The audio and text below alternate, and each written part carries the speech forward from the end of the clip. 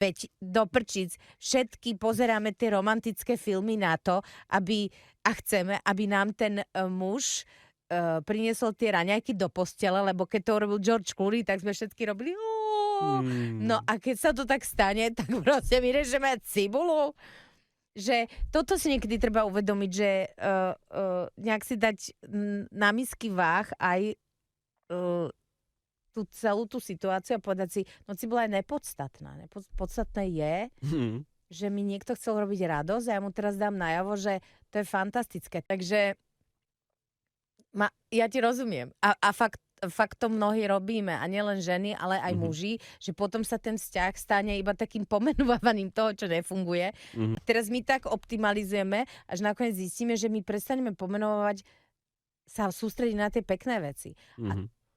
A toto je ináč veľká vec. Skúsiť sa zasústrediť na to, čo funguje, nielen na to, čo nefunguje.